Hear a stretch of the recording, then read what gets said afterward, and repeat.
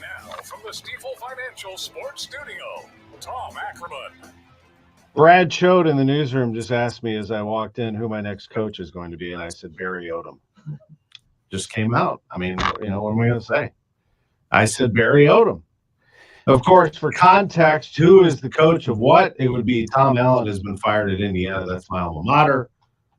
And so that was the first word, the first name that came out of my mouth. But I have looked at the coaching search. Barry Odom is a friend. Of course, I'm being a little selfish by saying Barry Odom, but we'll see what happens. He's the coach at UNLV. He's led them to a terrific year. They're going to the Mountain West Championship game. Former defensive coordinator at Arkansas. You can see how bad they are since he left. And the former coach of Missouri, who's actually good at Missouri. Don't let anyone tell you otherwise. I mean, he did not have a good final year in which he let the things sort of spiral and they lost a bunch of games in a row. But remember, he was outstanding in the month of November. He led them to some winning seasons. He was good. I mean, he was a good coach. Won some big games. Eli Drinkowitz is on his way to having a very nice run at Missouri. And Drinkowitz has had a really good year. This is a good football team. And he is someone, he's not going anywhere. I mean, you make sure you hang on to Eli Drinkowitz, but I can't imagine that he's anywhere but the University of Missouri. As for the other coaching searches going on, Texas A&M is looking for a coach. That one's going to get wild. Now, anybody's in play there because Texas A&M has endless funds. I mean, so much money. Tough place to win, though, because there's just not a lot of leadership established there. They don't have good stability there when it comes to leadership. They've rotated through athletic directors and they've rotated through presidents, and the boosters kind of run the show there. They've got a ton of money and there's so much influence and so many resources. It's mind-boggling sometimes at Texas A&M how they don't win more because of all the money, all the players that are available to them in that state, the terrific facilities, et cetera, et cetera. But when does Texas A&M ever make a run at a national championship? So that's a big task, but they have so much money that even the name Ryan Day has come up, for crying out loud, and he's 56-7 at Ohio State with 3 losses to Michigan.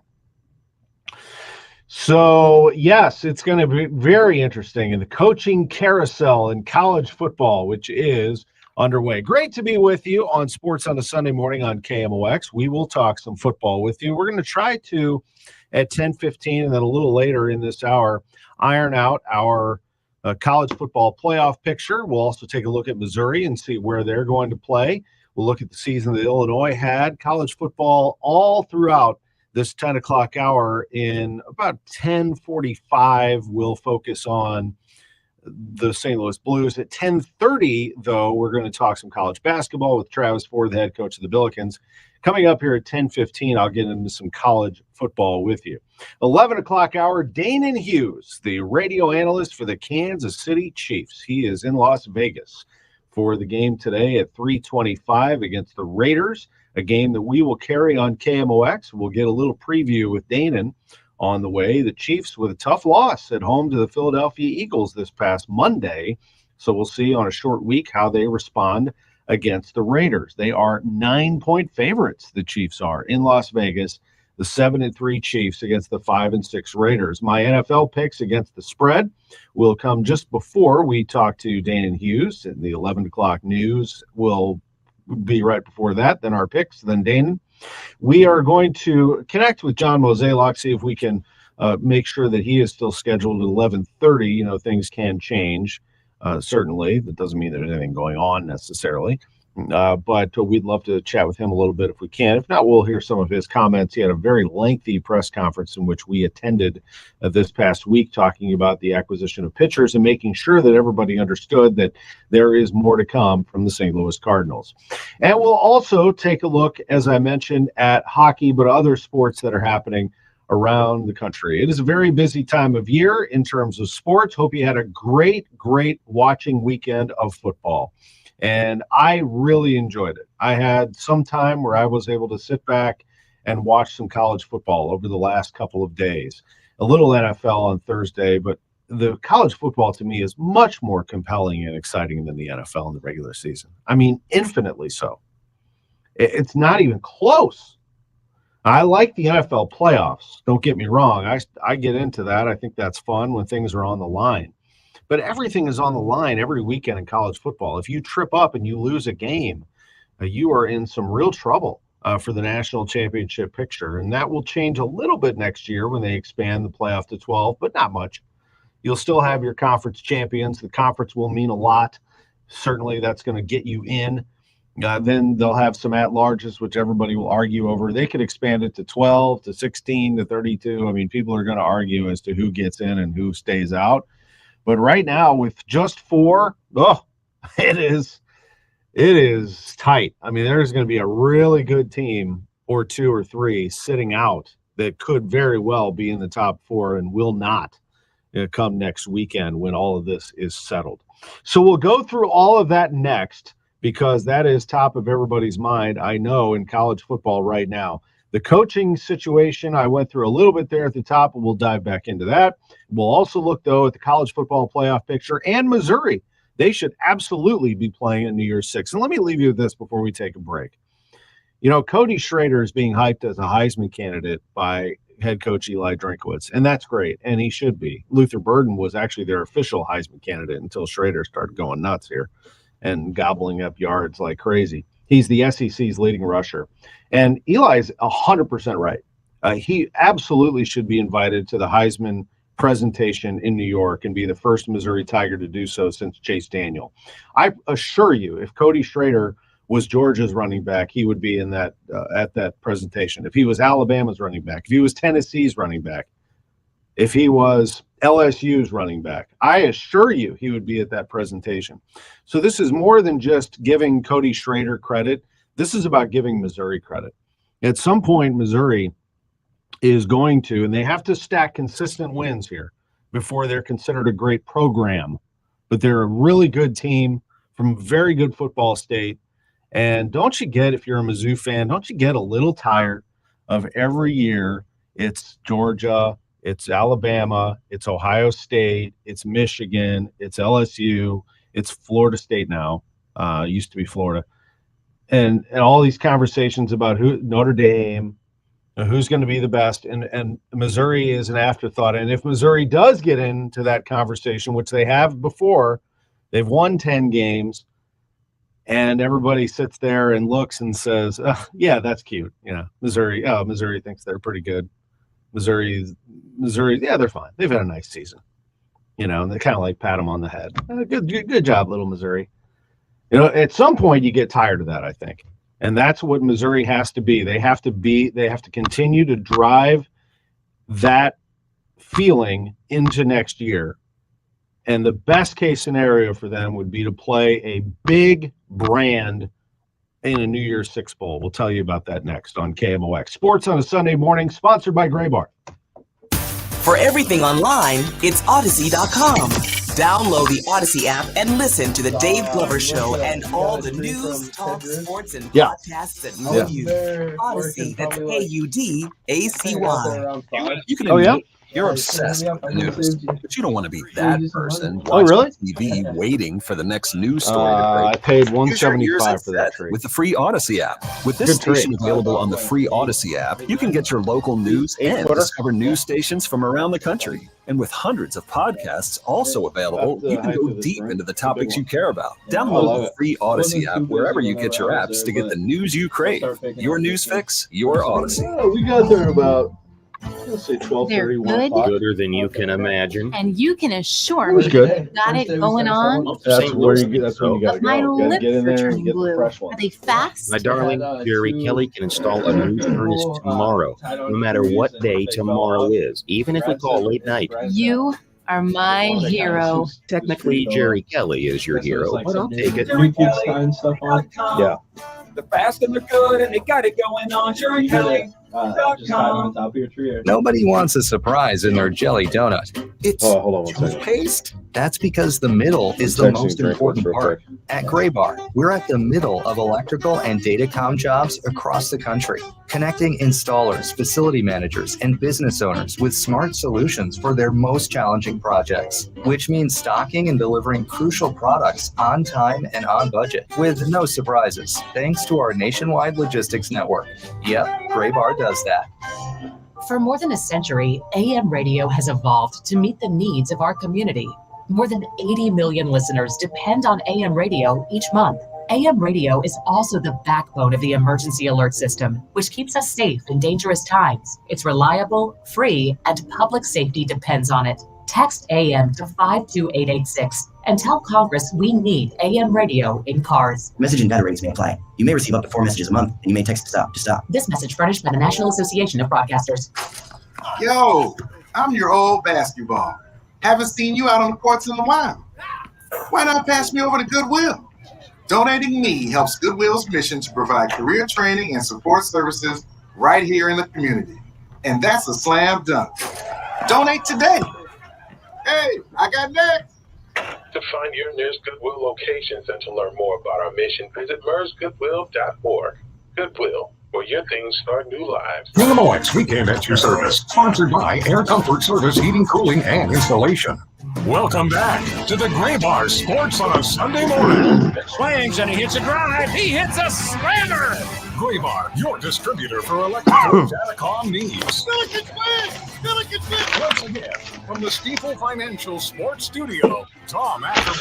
Welcome back to the show. It is great to be with you. It is Sports on a Sunday morning on KMOX. I love the Sunday morning after rivalry week in college football because we get to sort out all of the chaos and try to figure out who's going to do what next week to get to the national championship. Missouri does not have a path to the national championship, but they do have a path to a New Year's Six Bowl. I don't think there is any doubt that Missouri should be considered one of the best teams in the country. They are the 9th-ranked team in America, and they had a chance actually to go up even more, but Jalen Milroe decided to throw a touchdown on a 4th and goal from the 31 to Isaiah Bond. Did you see the Bond pose after he caught that ball? Amazing game at the Iron Bowl. 27-24, Alabama beat Auburn with 32 seconds left. I went to the Iron Bowl with my wife 2 years ago at Auburn, and Alabama won in a multiple overtime game. Same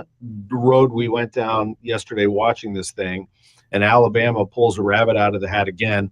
Auburn won a decade ago on the kick six, in which Alabama, for some reason, decided to kick a game-winning 57-yard field goal. The ball was caught in the end zone, and they ran it back for a touchdown to win the game, and one of the craziest finishes you'll ever see. The Iron Bowl is just awesome at Auburn. It's great at Alabama, and I've been to Tuscaloosa a couple of times to games, not to the Iron Bowl there.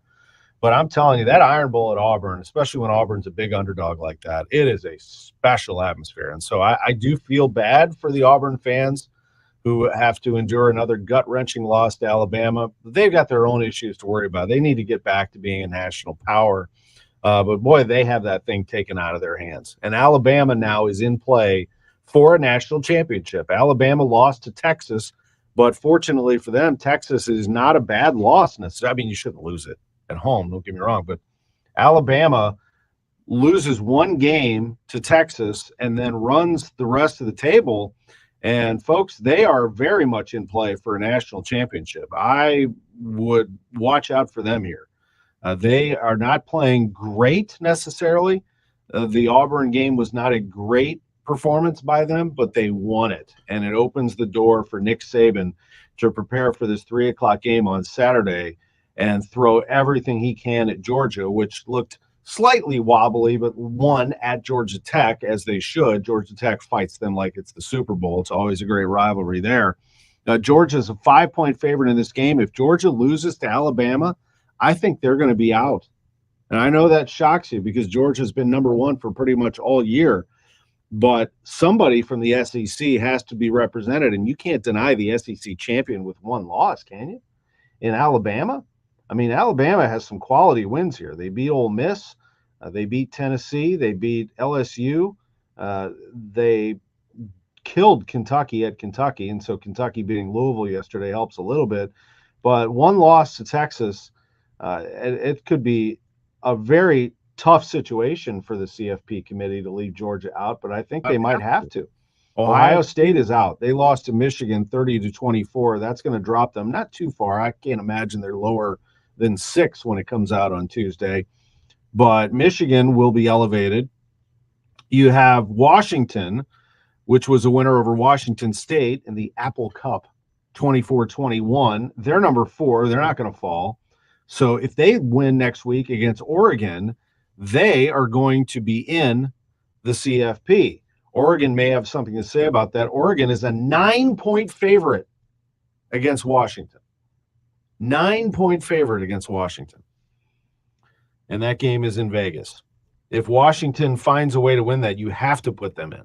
If they don't, then it's going to get interesting because Oregon, Texas, I just mentioned them, but they are still very much in play here. They're a 12.5-point favorite to win the Big 12 championship against Oklahoma State. They're going to have something to say about it if one of those teams loses. And then you have Michigan, which, Michigan is a massive favorite against Iowa, 23-point favorite against Iowa in the Big Ten championship in Indianapolis. And that's because Iowa can't score. They average 18 points a game. That's 124th in all of college football. But if Iowa were to trip up Michigan, then that's going to throw a wrench in this whole thing. But I don't think that's going to happen. Michigan beats Iowa. They're in. Washington wins. They're in. And if Florida State beats Louisville, which they're only a 5-point favorite to do so because they're playing with backup quarterbacks right now. But if they win that ACC championship against Louisville, they're going to get in. So you'd have Michigan, Florida State, and Washington. If they all win their games, they'll all be unbeaten. So only one of those SEC teams can get in. And if Alabama beats Georgia, you can't deny them. They have to be it. I think they do. I know that won't be an easy decision, but I don't see how you leave them out at that point. So that's going to leave out Georgia, which it seems unthinkable, and Ohio State. Now, I don't see Missouri playing Ohio State in a bowl game. I think they'll probably put Ohio State with, if Oregon were to lose to Washington, with an Oregon. If Washington loses, they'll play them against Washington. And the reason that I think they'll do that is Oregon and Washington are joining the Big Ten next year. So it's a bit of a preview. It's a chance to see those two go head-to-head. That old Big Ten, Pac-10, Rose Bowl scenario. They'll play that game like at the Fiesta Bowl or something like that, where those two hook up. I think that's what's going to happen for Ohio State. I think Missouri still will get a brand, though. And that's what you want. You want them to play a brand. All respect to you Tulane folks out there. I know we have a lot of Tulane alums here in the area. I don't want Missouri playing Tulane. That is not what you want if you're Mizzou. You want to play a big dog. And the big dog here is Texas. If Texas doesn't make the CFP, they're going to host the Cotton Bowl. Basically, they'll be the big home favorite in the Cotton Bowl. That's what you want if you're Missouri. You want to play underdog. You want to go in there and play the big brand Texas, which has reestablished itself, and you go down to the Cotton Bowl and you beat them. That's how you become one of the respected teams in college football again. That's how you do it. Texas will have a lot of motivation to win that game. They want to reestablish themselves as the power in the state and one of the power teams in the country. And they're, by the way, coming into the SEC. So they want to have a little bit of juice coming in. Oklahoma's coming in also. And here comes Missouri playing Texas with a little preview of an SEC matchup down the road. That's tasty. That's nice. That's really nice. Oklahoma, as I mentioned, is also coming in. They're going to play Missouri next year. That's what I think is going to happen to Missouri. Meanwhile, Illinois, just a disappointing finish to the season for them. Illinois lost to Northwestern, and so that only gives them 5 wins on the year, and they're not going to make a bowl. They had 7 losses. They finished 5-7. Not a terrible season by any stretch, but I had much higher expectations for them. I thought Illinois would be a bowl team and actually could make a little noise in the Big Ten and spring an upset or two, and they never could quite do it. They barely clipped Toledo. We warned you about Toledo, and Toledo ended up having a really nice year. They lost at Kansas, not horrible. And they got smoked at home by Penn State, beat FAU, and then Purdue just annihilates them. And I think that's the beginning of the downfall for them. That's when you realize that Illinois just doesn't have a lot of firepower yet, and Brett Bielema is going to have a lot of heat on him for that, whether he can recruit properly to Illinois and get them into the conversation. They lose at home to Nebraska. It's a bad loss. They did win at Maryland. They lose to Wisconsin, beat Minnesota and Indiana, lose to Iowa. Northwestern's a bad loss to wrap up the year. So that's how it goes for Illinois. And, it's basketball season for the Illini and their fans. It's also basketball season for St. Louis University, and the head coach of the Billikens, Travis Ford, is going to join us at 10:30.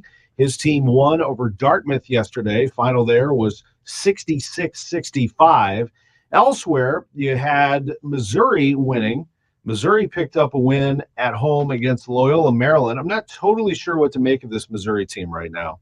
That's a horrible loss that they had earlier to Jackson State. And now they're sitting on an 8-point win over Loyola. They beat South Carolina State, a team that is really not good. Now you start to see what they're made of here is they'll go to Pittsburgh and see if they can bounce back like they did at Minnesota with that incredible comeback win. Then you look into December for Missouri. They're going to play Wichita State. That game will be at Mizzou Arena. Wichita State's not bad. The game at Kansas could get ugly if they play anywhere like they had been playing. That'll be on December 9th. Seton Hall, they're going to play them in the T-Mobile Center in Kansas City. I think that's right, isn't it? Oh, no, that's in Vegas.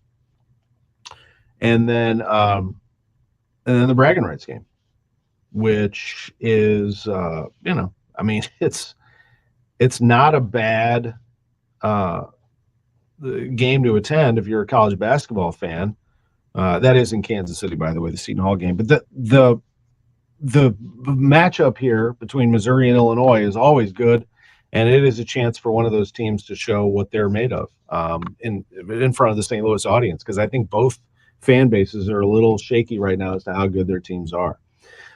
College basketball today, I'll tell you what, the Missouri Valley Conference is on a run right now. Evansville won, Missouri State won. The Valley's been very good in non-conference play. Evansville's been very surprising. They are undefeated. Today, the SLU women will be playing, and they're going to try to bounce back. I don't think Rebecca Tillett's going to be very happy with losing a couple of games in Hawaii, but the good teams in Wake Forest and BYU, they'll try to get right today at 2 o'clock against UIC. Hopefully that's a packed house at Chaffetz Arena. They drew a lot of people that Sunday, a couple Sundays ago against Missouri. That was very encouraging. Good to see a lot of fans there. We'll catch up with their men's coach, Travis Ford, next on KMOX. We disagree, but we're not insane. And I feel like people want that. Disagreement, opposing viewpoints, but no real anger. Yeah, and I think if you're going to have a conversation about big issues, you have to give the other person the benefit of a doubt that they are coming from a good place. And also, we like to have fun. I think everybody needs a little bit of fun, especially now. It's no secret. I laugh, Ronch. Have you heard about that? Have you heard that I laugh? It's a lot. I'm a lot. It's Chris and Amy, weekdays 10 to 1 on KMOX. The choice of a lawyer is an important decision and should not be based solely on advertisements. STL today, the vote is in, and there's no need for a recount.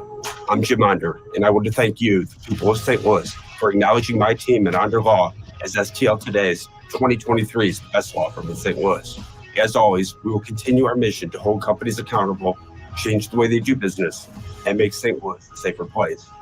When you're injured, you need the best. Call Onder Law at 314 or 618-9000000. Get ready, St. Louis. It's Medicare annual enrollment period. So why not make enrolling easier with United Healthcare? Whether you choose our online tools or over-the-phone support, United Healthcare will help you compare options so you can choose a plan with confidence. This is Medicare made for St. Louis. Trusted everywhere. Explore our wide range of plans by calling United Healthcare today at 1-855-UHC. That's 1-855-UHC. Annual enrollment begins October 15th and ends December 7th, so call today. Royal Banks of Missouri is your community bank with locations throughout St. Louis, St. Charles, Northeast Missouri, Granite City, and Jerseyville, Illinois. A bank branch is not far away. Royal Banks brings in experienced staff and products and services designed to meet your professional and personal financial needs. Investing in our communities, one client at a time. Call 314-212-1500 today. Royal Banks of Missouri, member FDIC, and equal opportunity lender. Looking for a new home or to refinance your current mortgage? Royal Banks of Missouri wants to be your home buying partner with a local staff that will guide you through the process Royal Banks is an experienced mortgage lender that you can trust. There's still time to lock in on a low rate. Call 314-212-1500 today. Royal Banks of Missouri, where better service means better banking. Member FDIC and equal opportunity lender. Welcome back to the Gray Bar Sports on a Sunday morning. Goldschmidt swings and he hits a drive. He hits a slammer. Gray Bar, your distributor for electrical and datacom needs. Billikens win! Billikens win! Once again, from the Stifel Financial Sports Studio, Tom Ackerman. Welcome back to the show. You heard it right there in the last part of that open to our next segment. Billikens win, and they did. Here's the call last night. That's the ball game. They let it go. Yeah, it's 1-1. They didn't take they had a timeout. They had a timeout. They had two of them and didn't take them either time and let the ball roll away, not understanding it was one of the bonus. What a weird way to end the basketball game. 66-65, the final score. Absolutely it was, but you'll take it, no doubt about it. And joining us on the line is the head coach of the St. Louis Billikens for our talk, which is sponsored by Royal Banks of Missouri. And it's Travis Ford. Good morning, Coach. How are you? Good morning. Doing good. Thank you. What a season this has been. I mean, kind of a up and down. You'll take wins, though, 66-65. I know we have a lot of things to discuss when it comes to that win. Let me get your take on the victory yesterday over Dartmouth. Well, glad to get the win, and I thought give Dartmouth a lot of credit. They played extremely well, and, we wasn't real happy with how we played. I thought the first half defense was very, very good. Came out second half, first 2-3 minutes, put us in a hole a little bit. Didn't play well on either ends. Took some tough shots. They made a couple quick threes right out of halftime, and then it was kind of back and forth the second half. And we're still a team trying to figure itself out a little bit. I don't think when you lose a player that's averaging 20 points a game, it's you got to figure a few things out. And not only was Sincere Parker averaging 20, but averaging a second leading rebounder on the team. So we've got to figure a few things out because right now we're going in way too many offensive droughts. We can score in spurts, but we didn't go in long droughts. And the defensive end has a lot of work to get done. And, watching film till late last night, there's some things I think we can do to adjust to get better. But that's the name of the game at this point. We just got to figure out how to get a little bit better every day. Yeah, for those listening, understand that Travis Ford was up last night watching film of a game that he just coached. That is routine, isn't it, for a coach, win or lose, but particularly if something really nags you about the game. How much time do you give yourself after you do all that post-game stuff to go watch the film? Oh, we go right immediately. We were in the office probably till 2:30 or a little bit later last night, just going over the game and talking about adjustments we need to be making, whether it be lineups or rotations, and what do we need to adjust offensively, defensively, especially when you spend 2 months preparing for, having one player that you knew was going to be able to make a few things happen offensively. Now we got to adjust a little bit, figure a few things out. We were hoping we could do it last week. We pretty much had a week off, but we had too many injuries and illnesses that we weren't able to practice. It just seems like it's one thing after the other, but that's part of it. There's, no excuses. We got to figure things out and figure out how we can better with the guys we have that are healthy and move forward. Of course, he's talking about Sincere Parker, who is out for how long, Coach? I mean, how is that young man? I feel bad for him. Yeah, he's out, at least 4 to 6 weeks. Had a broken foot, so it's it's just a healing process. And as the doctors tell me, it's 4 to 6 weeks. Everybody heals a little bit differently. He's never really been injured like this before, so it's new to him. But we just, as he's sitting out and as he's healing, we've got to figure out how to get better as a basketball team and get some other guys to step up to help us, especially score. One big thing Sincere could do, his greatest asset probably was he could make something out of nothing. When you were struggling, he could go get a bucket. He could break a guy down, make tough shots. Now we've got to make sure we're executing our offense better than we ever have because, that's hard to replace. Finding ways to get Gibson Jimerson open, I'm sure that's near the top of your priority list to We all know he's one of the best shooters in the country, but so does every opponent. So I'm sure that the scout is make sure Jimerson doesn't catch the ball. You got to figure out a way to get in the ball. Yeah, that's for sure. He got a ton of touches last night. Got up 18 shots, shot I think 11 free throws. That's a lot of touches. We know things are not going to come easy for him because of how the defense is going to play. And we realize that, so we try to put him in as many spots as we can. And everybody concentrates on his threes, which we obviously understand, and we know that going into it. So we've got to put him in position to get things in the paint, get fouled, and that's what he did last night. And that's what we needed last night from him.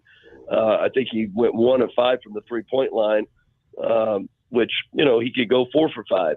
But what we need is those free throws. We need those pull-ups, those layups that he's getting off curls and different things that, that make him a more, dangerous weapon scoring because we know teams are going to try to take away his three. Focusing on your guards and continuing with Coach Travis Ford, Larry Hughes Jr., and also Mike Meadows. I wanted to ask you about those two players and how they're coming along.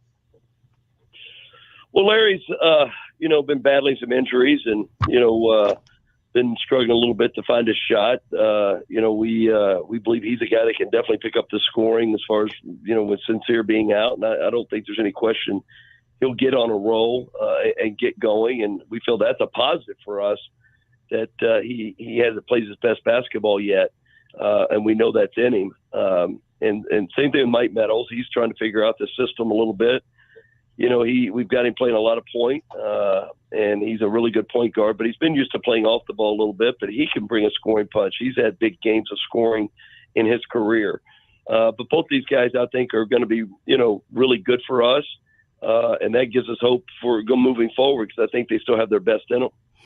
And I think I mentioned this to you a while back, way before the season started, but I said, I'm hearing that I need to buy stock in Kellen Thames. And when I see this player, he reminds me of SLU has always seemed to have a player like this that can disrupt defensively, that can continue to grow into being an outstanding player in this league. I feel like Thames is on that path. How do you feel about Kellen Thames?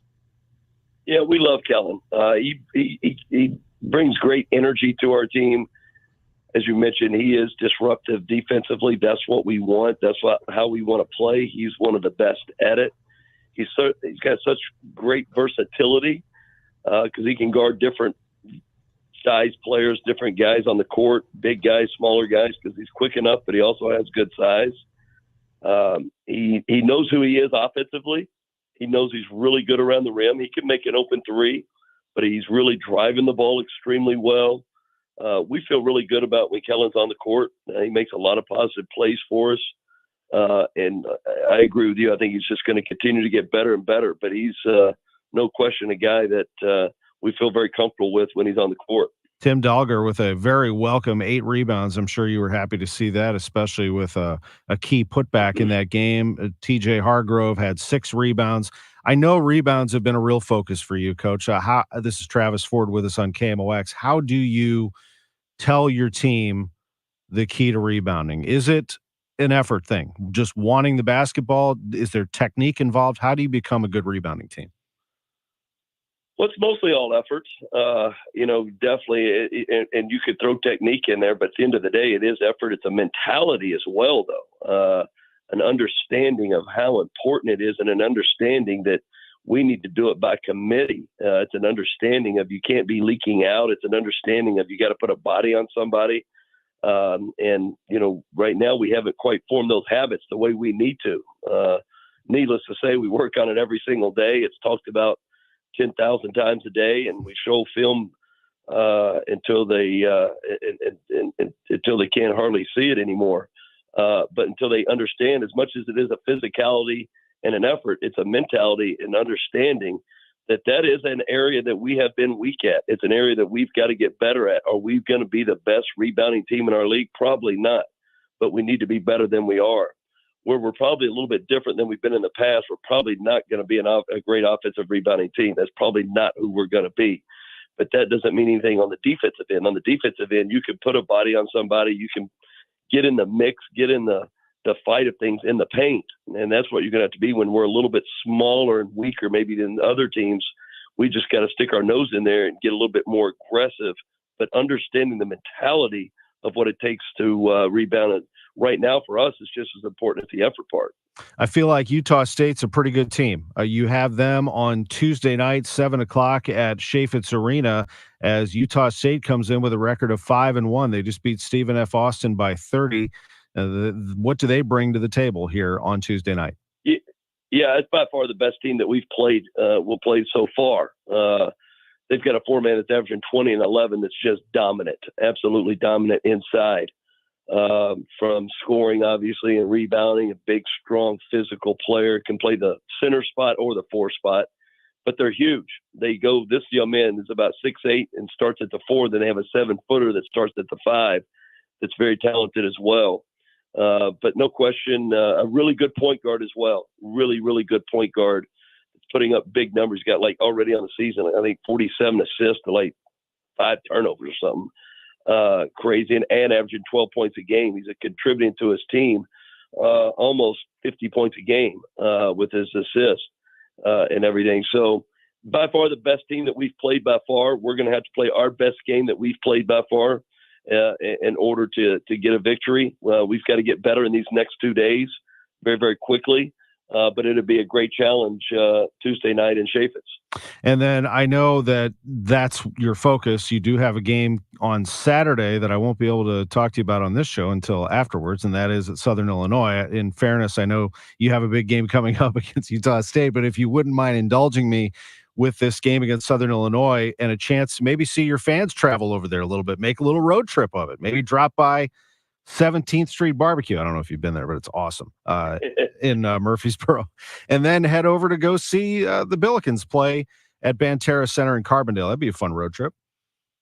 Yeah, no question. As you mentioned, I don't know a whole lot about their team yet. I know Brian Mullen's doing a great job. We've played them the last couple of years here and won a couple of really good games against them. And, going there is always a tough place. They got incredible tradition at Southern Illinois, and it is a game that hopefully our fans can travel to, not very far away, but got a lot of respect for their basketball program and what Coach Mullins is doing over there. Well, that lays out the week for us. First things first, it's SLU and Utah State. Let's get some fans in there at Chaffetz Arena on Tuesday night, take in some high-level college basketball, because it will be that. Billikens and Utah State. Coach, we appreciate this very much. Congrats on the win yesterday. I know that you have some work you want to accomplish, but a W posted yesterday against Dartmouth. Absolutely. We're glad to be sitting here 5-2, knowing we got to get better, a whole lot better, very, very quickly. But always enjoy being with you, Tom. Appreciate it. I always love talking ball with you. Thanks, Coach.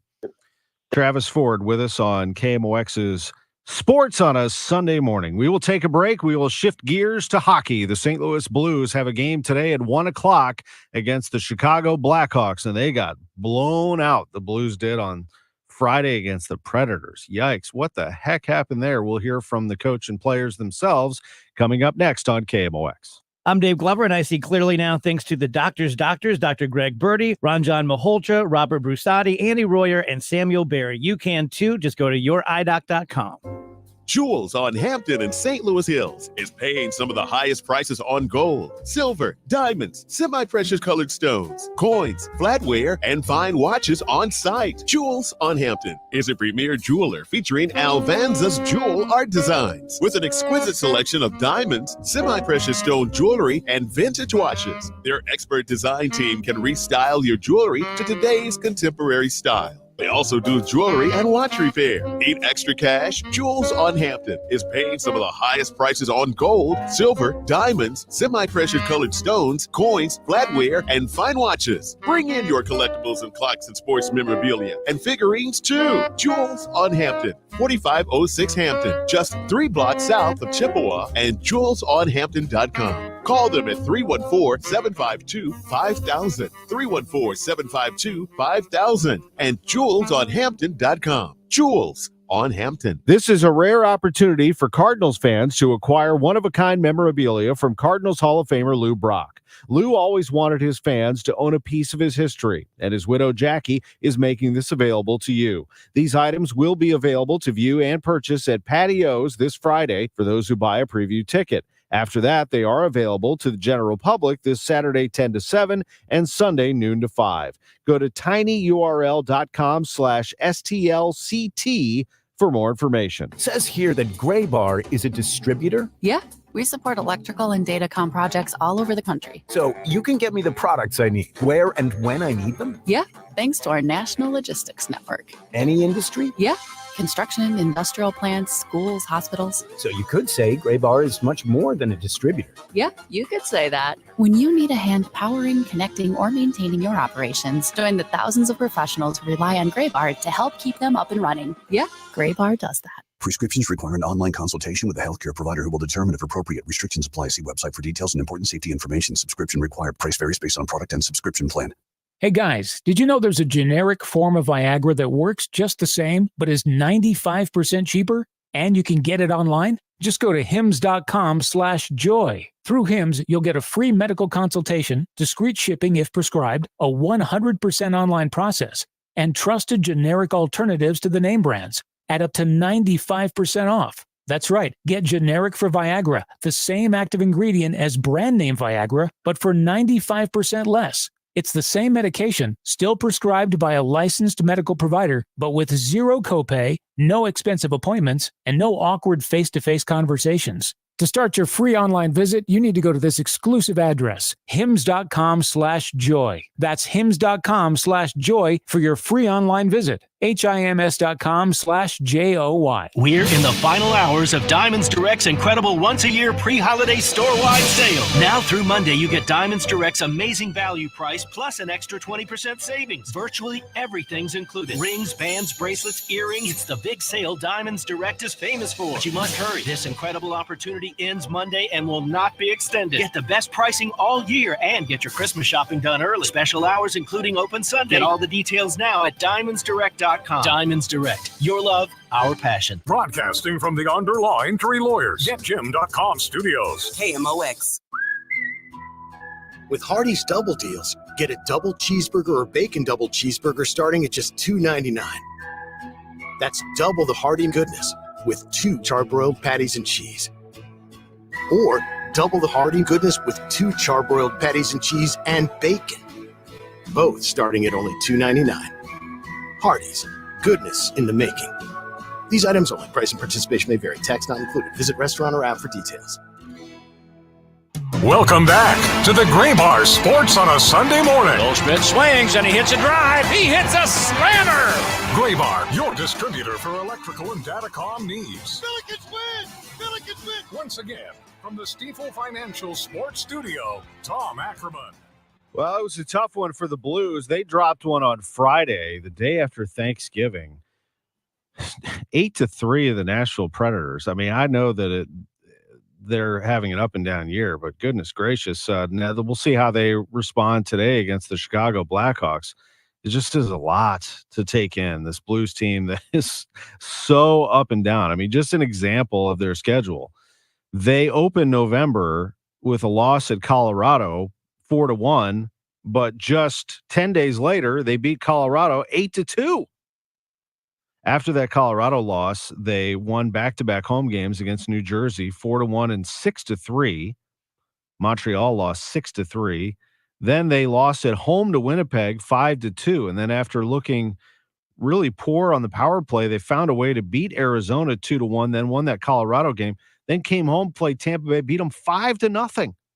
And people are like, yeah. And the Blues are saying, yes, we have started to figure out how to play well together. We think we have a little something going. They promptly go to the West Coast. They lose to San Jose, the worst team in the league, 5-1. Then they lose to the Kings, 5-1. Then find a way to figure it out. They win at Anaheim 3-1. They win a wacky game at Arizona 6-5, in which most of those goals were scored in the first and second periods. And they finished off the Coyotes with Joel Hofer in net, 6-5.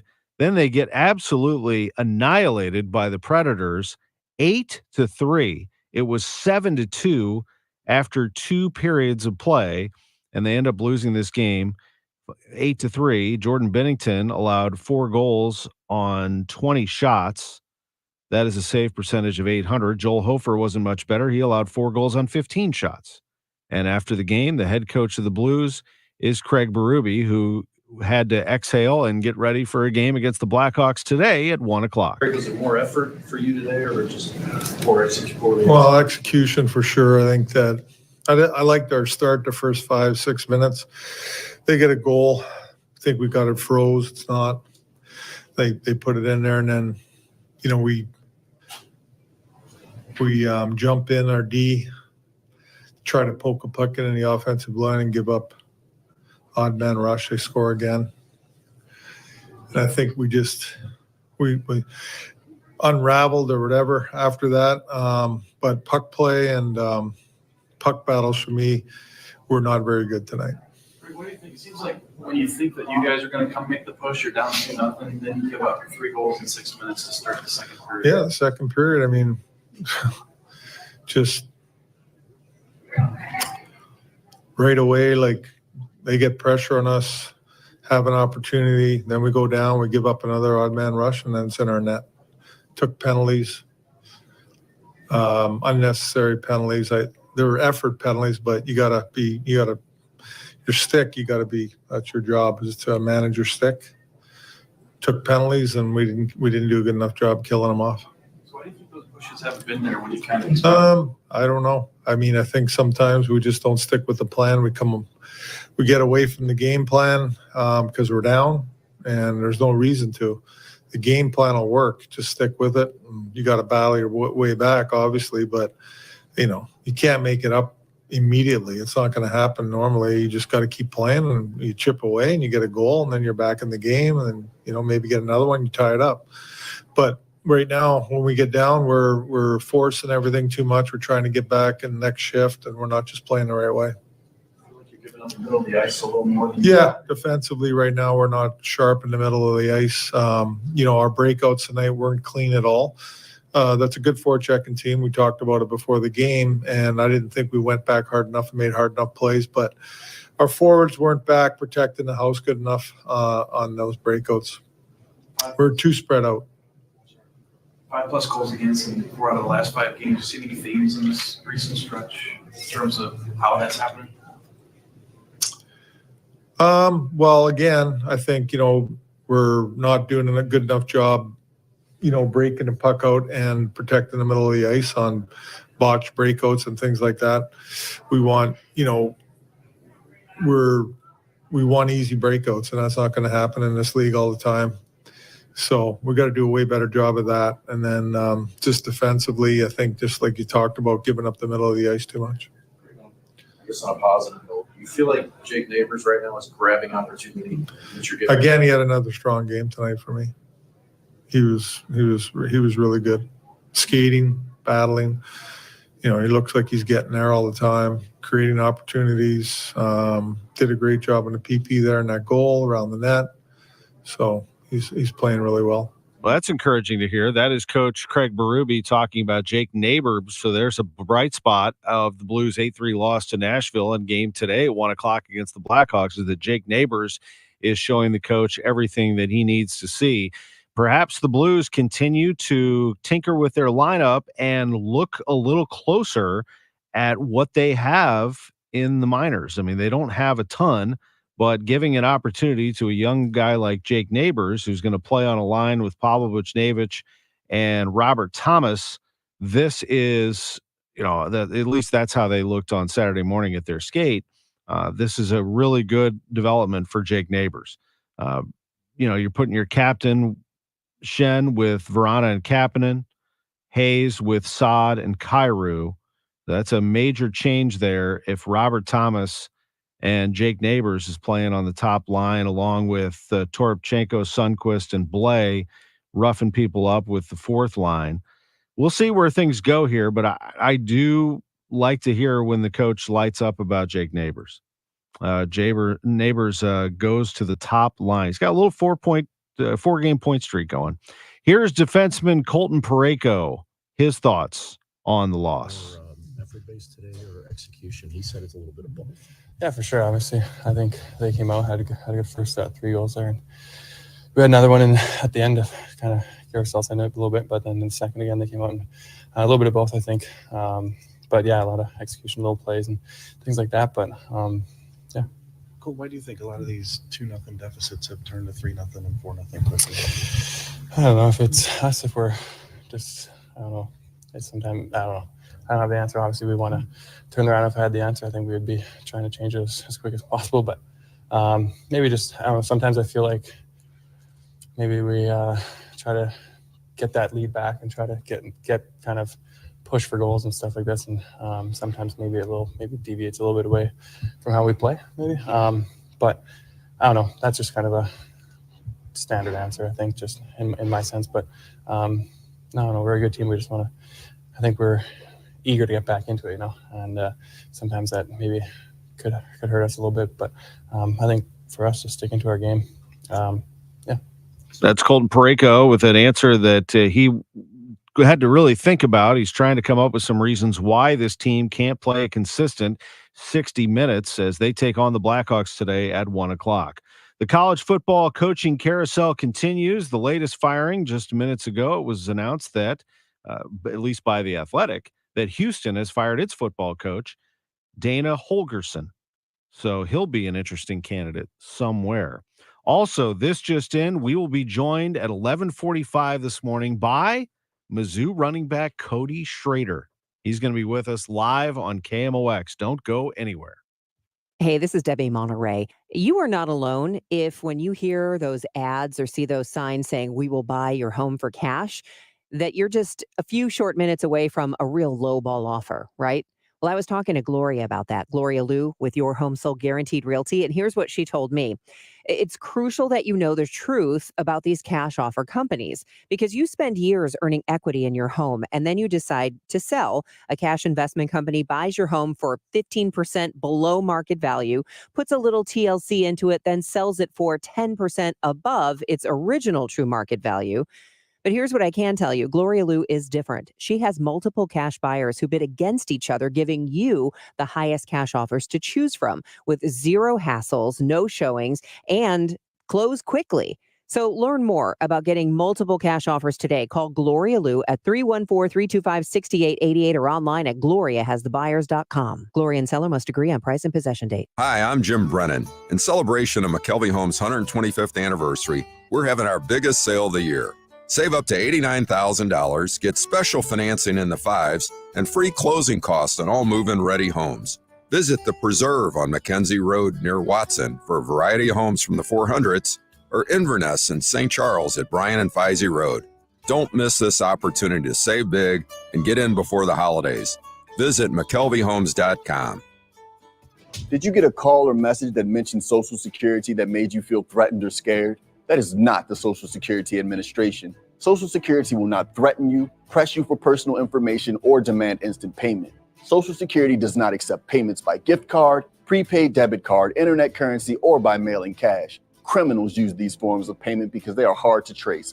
Don't fall for it. Hang up, ignore them. Report this criminal activity to oig.ssa.gov. Produced at U.S. taxpayer expense. News Radio KMOX, the home of the Cardinals. Carol Daniel for PNC C-Speak, the language of executives. Manufacturing accounts for 15% of Missouri's industrial workforce. Michael Eaton, Executive Director at Missouri's Association of Manufacturers, joined me and PNC's Michael Scully to talk about the challenges facing manufacturing in the state.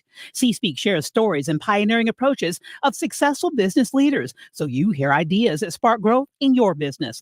Listen today at KMOX.com/PNC C-Speak or wherever you get your podcasts. KMOX, KECK HD2, K254CR, St. Louis. This is CBS News on the Hour, presented by Indeed.com.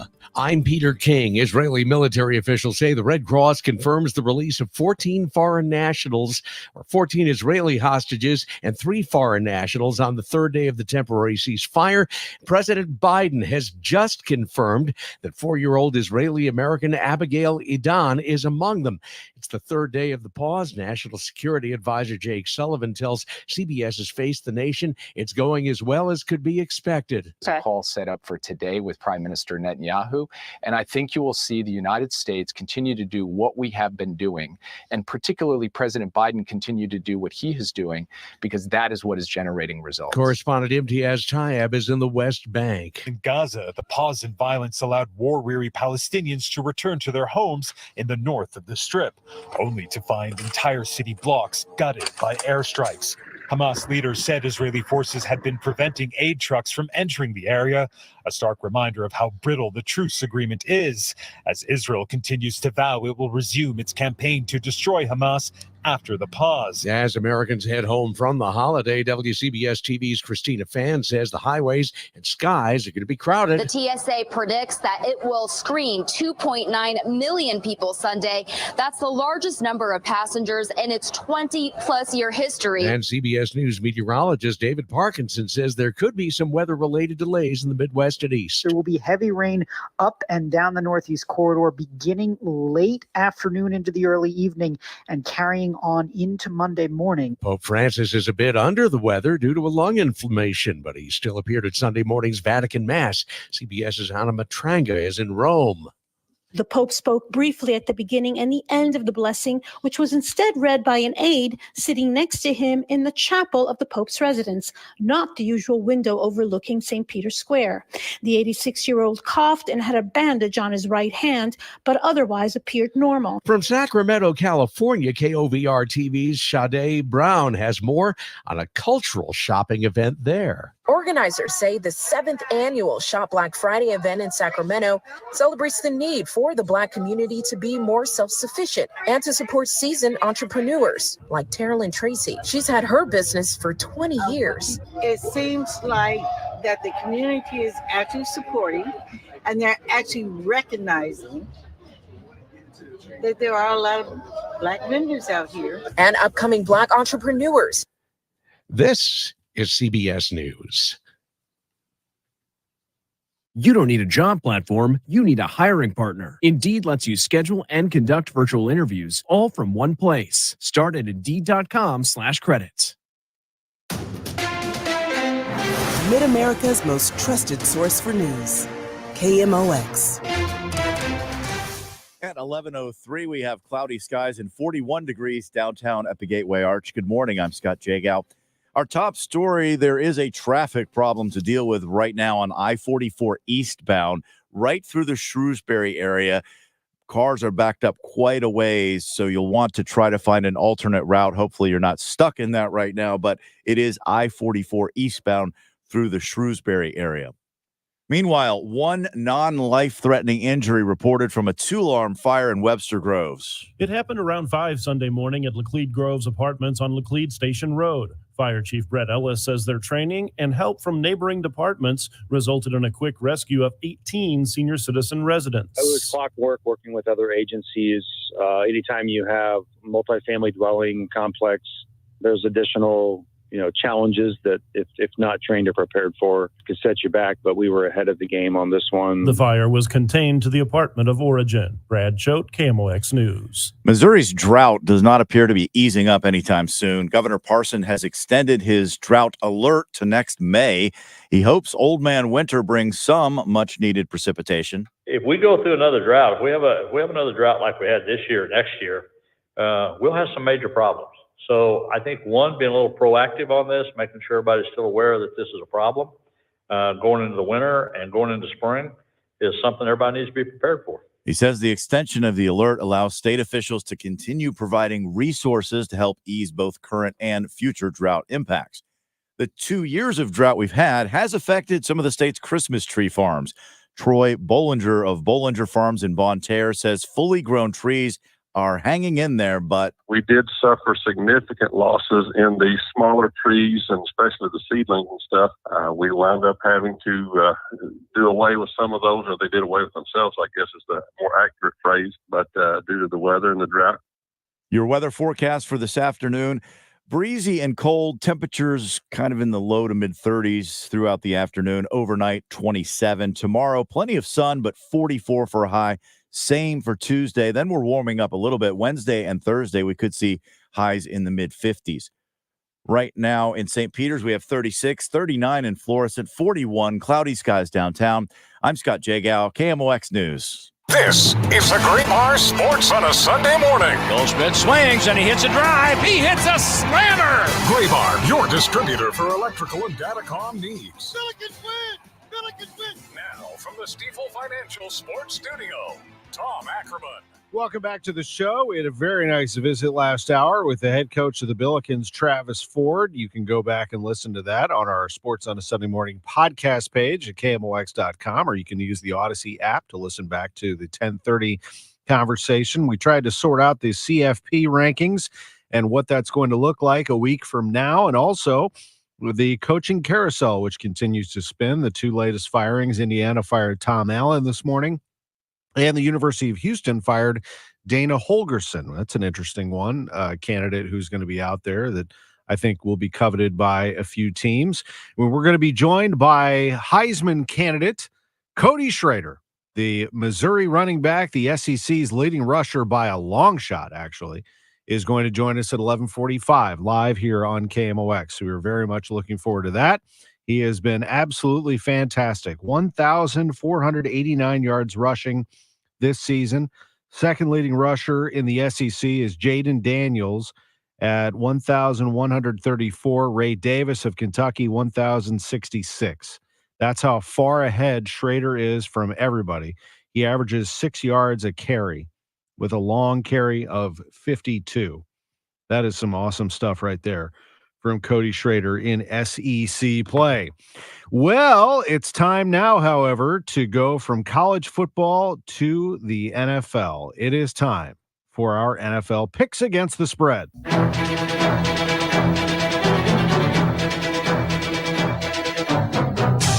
And a key block by the left guard, Tom Ackerman. And right here, let's go downstairs to Bonnie.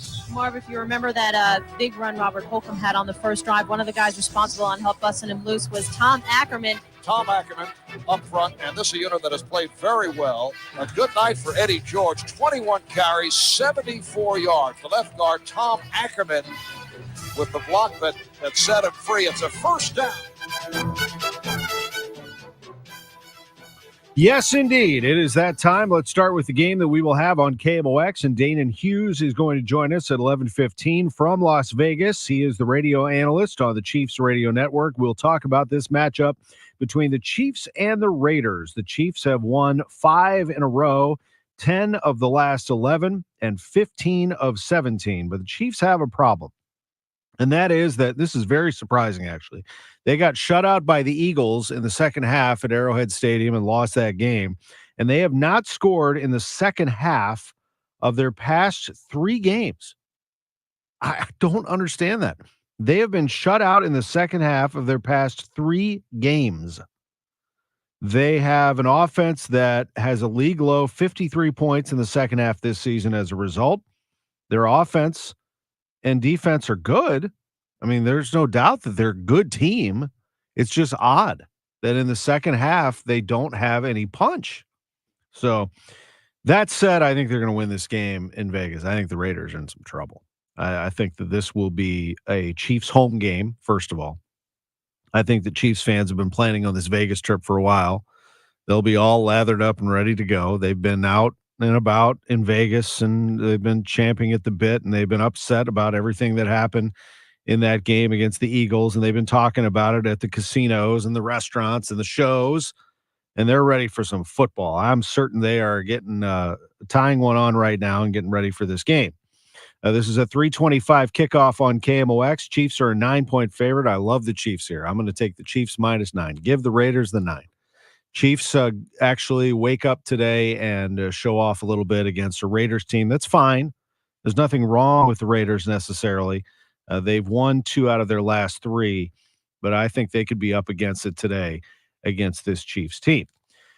The noon games today, let's go there. New Orleans at Atlanta. That one kicks off at noon. The Saints are a 1-point favorite in Atlanta. I will take the Falcons at home +1.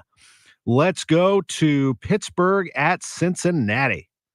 The Steelers are a 2.5-point favorite at Cincinnati. That's because Joe Burrow has an injured wrist and he is lost for the season. Therefore, Jake Browning is the coach of the Bengals. And the Steelers have their own turmoil to deal with. They just fired their offensive coordinator, Matt Canada, after losing to the Cleveland Browns, which, as I said on the show last week, the Browns have a very good defense, and they can give you fits. And if you don't have your offense together, it's going to be bad. And that's exactly what we had. So I think we'll have a low-scoring game, but I don't do over-unders in this. I do point spread only in these picks, and the Steelers minus 2.5. I will take the Bengals plus 2.5 at home in what is going to be a very chilly day. Just an ugly day there, actually. 46 degrees, kind of like here, ugly and rainy. I'll go with the Bengals in a low-scoring game at home against the Steelers. Just, the Steelers are sputtering right now, losing their offensive coordinator. Could they magically get it going? I don't know. They're just going to have to win it ugly. But I'm going to go Bengals getting 2.5 at home, even without Joe Burrow. They ugly it up. Okay, Drew, and they get the win. Carolina at Tennessee. Now, the Panthers are 3.5-point dogs here against the Titans. This is a matchup of a 1-9 team at a 3-7 team. With all respect to our Titans fans in the audience, this is why I say college football's regular season is better than the NFL. This game has ugly written all over it. It is not compelling to me. If you find this interesting, that's great. But I will do the point spread anyway. I get Tennessee minus 3.5 at home. All right, let's get to some good games, can we? Tampa Bay at Indianapolis, better. The Bucs at the Colts, 4-6 team at the 5-5 Colts. Colts 2.5-point favorites at home. The thing that I find interesting here is the Colts do have a lot to play for here. They've won back-to-back games, so they're now in the playoff hunt. And that does make things a little more interesting here. I think Derrick Henry is just so tough to stop. That's always the X factor in this game. How about this? He needs 2 yards, and he'll become the 38th player in NFL history with 9,000 yards rushing in his career. And he right now is one of the top running backs in the league and tough to stop. I mean, he is a Hall of Famer on the way to being wearing one of those gold jackets in Canton. At any rate, I'm going to go with and again, I'm going back. That's the Carolina-Tennessee game. But just to mention that, I'll give that game some credit. I just trashed that game. But I will give that game some credit, that Derrick Henry has a chance to do that. So I shouldn't completely say that it's unwatchable. I'm just trying to be nice. Back to the Tampa Bay Colts game. I'll go Colts at home with their playoff hunt still in play. Minus 2.5. I think they win that game. Some other noon games today. Let's look at New England at the Giants. Oh my gosh, here we are back to another ugly, boring game. I mean, come on, Drew. What's the deal with your Giants there? Although the Giants did, as I predicted. I took the points last week. I told you, take them. They won at Washington, 31-19.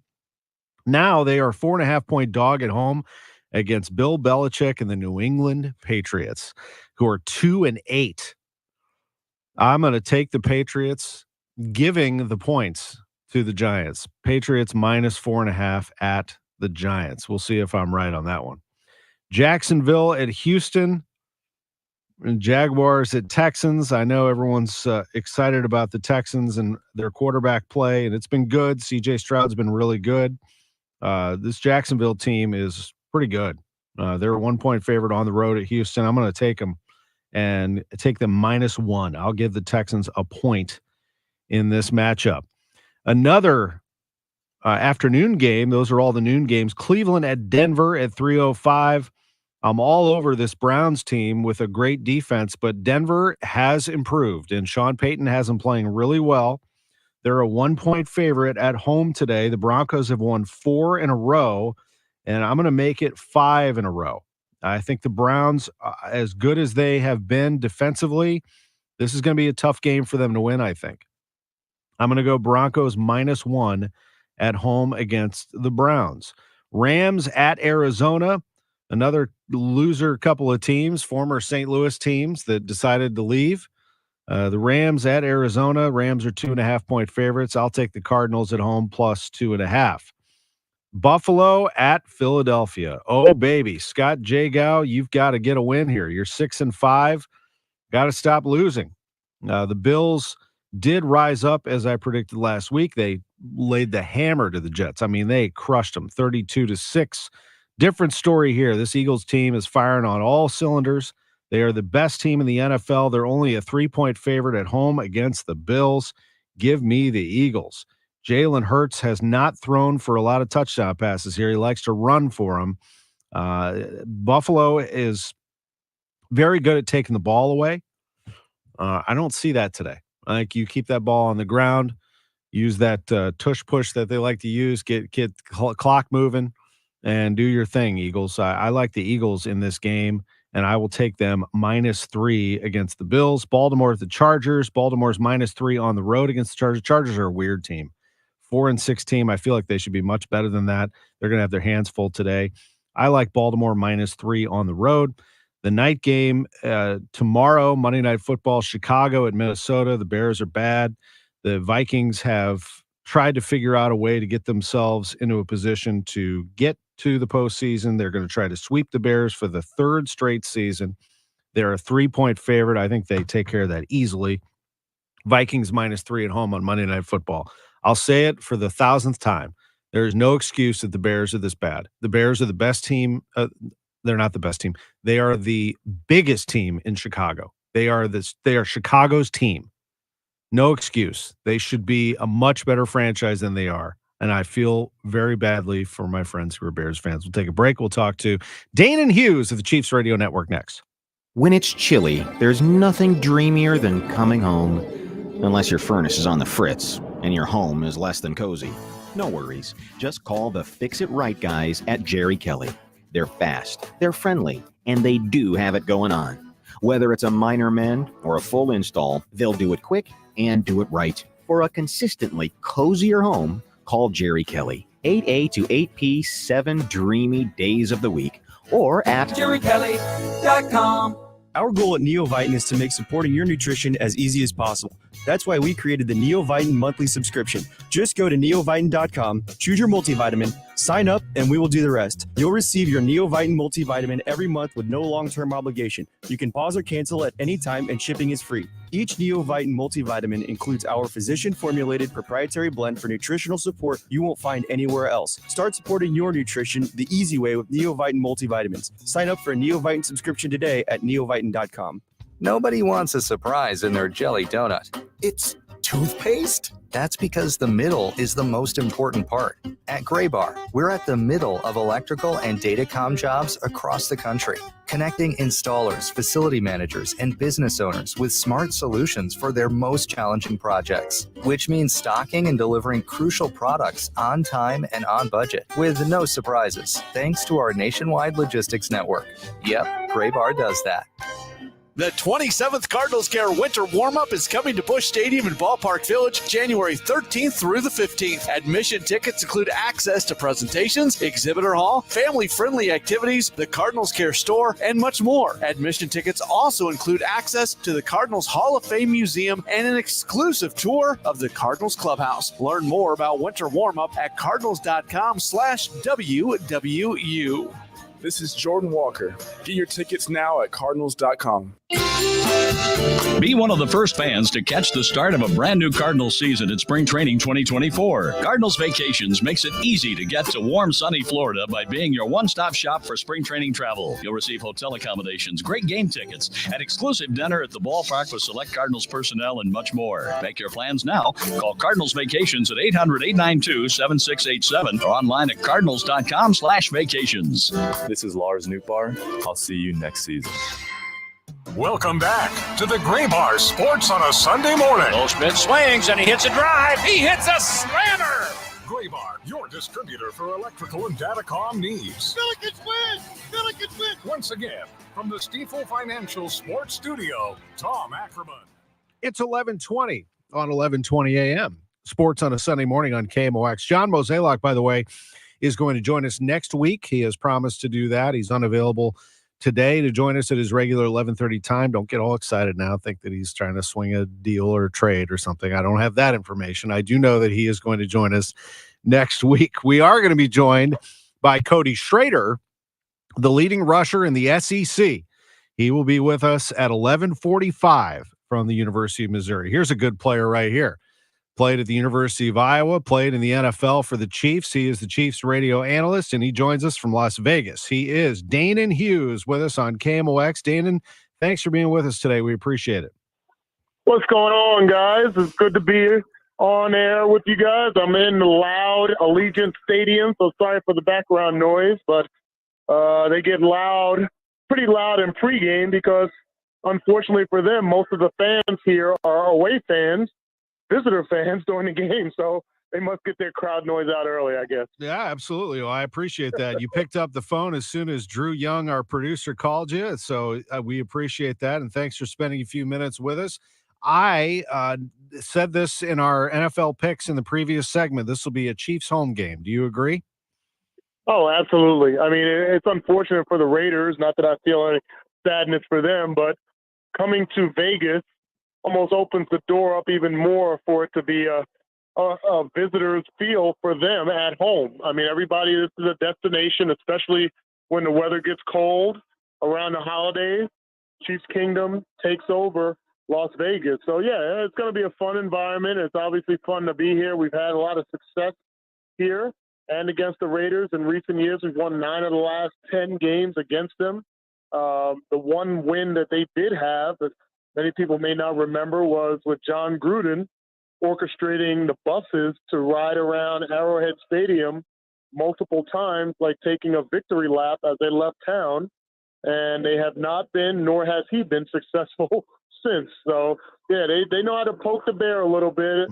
But in this game today, it's more about the bounce back of us from that loss against the Eagles and how we can bounce back versus what they'll do. There is no question about that. I mentioned it also in the last segment, so maybe you can explain what's been said over in Kansas City this week, why they can't score in the second half. What has been the issue there? Yeah, I don't know if it's a simple answer, Tom. I think it's really about just not being efficient. But here's the cool thing, and it sounds crazy when you're talking about going 3 straight games without scoring a point in the second half. It's all correctable. It's all correctable situations that you can play. Guys, the receivers, I played wide receiver for 6 years. You don't get to the NFL without being able to catch. So that's something that can be corrected. Being able to just finely tune different things at halftime. That's something that is correctable. And let's also not forget that we're 7-3. Now, the strangest part of that, of going 3 straight games without scoring a point in the second half, is that we've only gone 2 games between 2018 and 2022 having done that. So we go those, 5 years of Patrick Mahomes at the helm with only doing it twice, and we've done it these last 3 games. So these guys recognize it.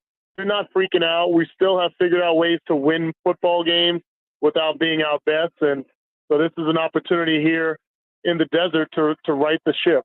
This is Danon Hughes, the Chiefs radio network analyst, with us on KMOX. The Chiefs and the Raiders here on KMOX with a 3:25 kickoff, but you'll have pregame well before that. I love this network programming that you put together. Yourself, play-by-play man Mitch Holtis. You have Josh Klingler on the sideline. You have Dan Israel, who's producing, and he's been in interviewing Coach Reed after the game. I'm sure you're really proud of the product that you're cranking out for us and our listeners. Man, it's been awesome. This is my 4th season. Right before the season, I signed another 3-year contract, so they won't kick me off anytime soon, which is cool. But, I mean, it's just been a blessing. I would have never guessed, Tom, you've known me for years, going back to doing Missouri Valley football games together when I was just cutting my teeth in this media world and doing high school football games at the Dome in St. Louis and just kind of continuing the grind. And if people would have asked me years ago, is this a dream job? I would have said no, because I really wouldn't have ever dreamt that it would be even possible. And to follow behind a Hall of Famer, a 2-time Hall of Famer in Len Dawson, and then Kendall Gammon, and then myself, and be a part of Super Bowls and a great team of of guys like you mentioned, Josh and Mitch and Dan and all the other guys that helped this engine run. It's just been phenomenal, man. It's always been a great organization to be a part of, but to be a part of the radio side and call these games with the great players and the wins that we've had has been just a blessing. You know, Danon Hughes is with us, and he played for the Chiefs, so certainly has seen it on both sides, what that team means to that city. I have been to Arrowhead to see games going way back, and even when the team was not knocking on the door of the Super Bowl, it was a special place to be. Can you explain the relationship between the team and the city, what it means to the heart of the city?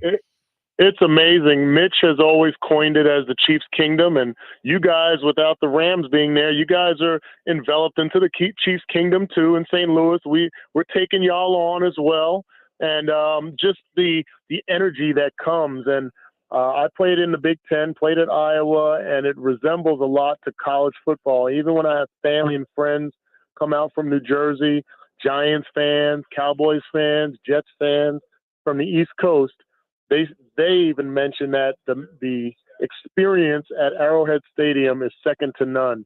The atmosphere, the barbecue, the tailgating, the all-day event that it is, and then obviously it's great to have an awesome product on the field. So in the Chiefs Kingdom, we're able to bring good football, really good football, winning football. We've been spoiled in a good way because hosting 5 straight AFC championships, having the best player in the league, the best tight end in the league, one of the top probably 3 defensive linemen in the league, and the young talent that we have this year and last year with rookies contributing the way they are and second-year guys now, just phenomenal. So, I mean, it's week 12. We know it's week 12. We're 7-3. We're number 2 in the AFC if the playoffs started today, and we still haven't played our best football. And everybody in the Chiefs Kingdom knows that the best is still yet to come, and they're encouraged by it. They're great football fans, and they love our Chiefs, and that's what's been great for me. Being I played 30 years ago. I was drafted 30 years ago to this organization, and played 6 years, and have been here longer than I've been anywhere else in my life. And they still embrace me as a former player in the community and everything. I mean, it's just been a blessing, man. It's so tough. There's so many guys that stick around Kansas City after their careers because the community embraces us in such great fashion. Yeah, they run a lot of parallels to the Cardinals here in St. Louis, no doubt, and the Blues in a lot of ways. You know, the Blues alumni are so well thought of here in St. Louis. I do miss covering the NFL. I mean, I enjoyed covering the Rams on a daily basis, being there at the facility, and especially when they were good. I mean, when the Rams won the Super Bowl, that following year, the hype around the team was just through the roof. And I know that you have it. I mean, we know Travis Kelce, Taylor Swift, and all that, but Patrick Mahomes is the player in the league. You've got all the expectation of a Super Bowl champion. Andy Reid's a Hall of Fame coach. How do they deal with that spotlight as an organization, in particular those players? You know what's really cool is why they're embraced so well is because they don't act like idiots. They don't act like they're above the community. They're above anyone else. Like you would normally think. I think there are some justified stereotypes, but a lot of stereotypes specifically as it pertains to professional athletes are smoke and mirrors. They're not what they are. Players, I've been around them. I've been that guy. And it's not like it looks or like people want to portray it. I think the Chiefs fans recognize the realness and the down-to-earth nature of Andy Reid. Even look at the commercials that he's doing. It's like, yeah, that looks like my grandfather that would steal some French fries and some chicken nuggets across the table, and draw a marker, a mustache marker on somebody. So, they're just a down-to-earth group. The players really engaged in the community. It starts at the top with Clark Hunt, the Hunt family. They've ingrained in players going back and beyond my years to stay enveloped in the community, give back to the community, stay connected in different charitable organizations. And I think the people realize that. You might bounce around downtown Kansas City or the Plaza or somewhere in Overland Park, and I bumped into Travis Kelce coming out of Golf Galaxy, and he sat there and chatted with me and my son for a few minutes. that's where we're at with these guys. And I'm sure, like you mentioned, the Blues, the Cardinals, back in the day with the Rams, it was the same thing. It's just something about where we are in the Midwest that kind of produces that kind of attitude. Yeah, I really like that answer, and that's absolutely appropriate. Dana, last thing for you, just to circle back to this game before we go, is I know everybody talks about the Chiefs offense and what's wrong, or the Chiefs offense and their explosiveness, but this is a really good defense. And Steve Spagnuolo has been able to coordinate it, guide it. They've held opponents to 24 points of fewer in each of their 10 games. That ties two teams from way back when, 69 and 71 for the fourth longest streak to start a season. That's pretty good. How good is this Chiefs defense? Is it the key to getting back to the Super Bowl? How cool is it that we have the best quarterback in the league, the best tight end in the league? He's dating the most famous singer in the league, and we talk about the defense. That's how good the defense is. That's how good the defense is. That story, although it's taken a few weeks, and that consistency that you mentioned, it's taken that long for everyone to realize that the defense isn't just another part of this team. It's a dominant part of this team, and it's actually won several football games for us and kept us in the other football games. I mean, we're 7-3, and if it wasn't for three specific drops in the game, we'd be 10-0, and we'd still be talking about the defense. Chris Jones, the infusion of energy that he gave, the second-year guys. Trent McDuffie, to me, is the defensive MVP for this team and should be a bona fide all-pro or Pro Bowl player. The way he's played the corner, both inside at the nickel position as well as outside. And to say that, how good is it to be a corner like Trent McDuffie, be talked about, be ranked the highest-rated corner in the league, and he doesn't even have an interception. That's how good he is. It's not about just picks for him. It's about playing the complete game. L'Jarius Sneed as well. And we don't have the Mizzou incredible linebacker, Nick Bolton. He's been out. So, you talk about in totality what this defense has meant to this team. It's been phenomenal. It's been a catalyst for us winning. And now we are in a position where Patrick Mahomes, although he has a lot of weight on his shoulders, we're still leaning on the defense to help us get to win ball games. That's Danon Hughes, whose Chiefs will be taking on the Raiders today on KMOX at 3:25. And I'll have you know that Danon was in town in St. Louis last month to support Ozzie Smith in his event. Yep. Ozzie and Friends with Albert Pujols in the house at the Ritz-Carlton. So it was great to see you across the state. Hope to see more of you, Danon. We appreciate it very much. Yeah, thanks for having me, man. Hope you all had a great and blessed Thanksgiving and holidays coming up. And feel free to call me anytime, bro. I appreciate it. And I'll check the schedule. I'm pretty sure you and I have at least one basketball game together. So, all right. All right, buddy. There he is. Danon Hughes with us. He calls the Valley Basketball on TV as well. He is the radio analyst for the Kansas City Chiefs. They take on the Raiders today on KMOX. Quick break. When we come back, we'll talk a little more football, circle back to a few other sports. Don't go anywhere. 11:45 Mizzou fans. Cody Schrader, Lutheran South, University of Missouri. He will join us live. It's 11:34 Sports on a Sunday morning, sponsored by Gray Bar. KMOX Weekend at your service, sponsored by Air Comfort Service Heating, Cooling, and Installation. Feels good to be home. Our local Ashley store has the biggest and best Black Friday furniture and mattress doorbuster deals this Friday only. Line up early this Friday because doors open at 7 a.m. and you do not want to miss out on Ashley's doorbuster deals. Some of the year's most sought after sofas, mattresses, and more starting as low as $199. Limited quantities are available. So if you're looking for trend-forward styles at unbelievable Black Friday prices, shop your local Ashley store today. Only at Ashley. Your garage door is always there for you, rain or shine. Are you taking your garage door for granted? Is it screeching and whining for attention? Trust Overhead Door Company of St. Louis to keep your garage door reliable. Maybe the old weather stripping needs replaced to keep out the cold and hot air. Call Overhead Door Company of St. Louis, trusted here since 1926. For same-day service, call 314-781-5200 and schedule online at overheaddoorsstlouis.com. The choice of a lawyer is an important decision and should not be based solely on advertisements. St. Louis, thank you for choosing Underlaw as STL Today's 2023 best law firm. Although our work has always been about you, we are proud yet humbled to be acknowledged by the community we serve and love. At Underlaw, we will continue our mission to make a difference, one case at a time. When you're injured, you need the best. Call Onder Law at 314 or 618-9000000.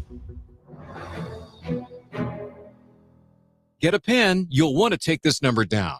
Okay, you have health insurance, or you don't have health insurance, but you want health insurance at a reasonable price, right? Well, you won't find it with Obamacare, where you can only sign up once a year with their high deductibles and limited networks. You need to talk to an expert. Kim Kiefer at H&L Agency can help. If you pay for your own health insurance, or your employment coverage is unaffordable, or if you have few employees, you could be saving 30 to 60% if you qualify. Couples under 65 are saving $500 to $1,000 a month with better coverage. Go to hnlagency.org and get a quote today. We all need quality health insurance at an affordable price. Call Kim Kiefer at 800-975-2841. That's 800-975-2841. Or go to hnlagency.org. And it's spelled out, that's HANDL agency.org.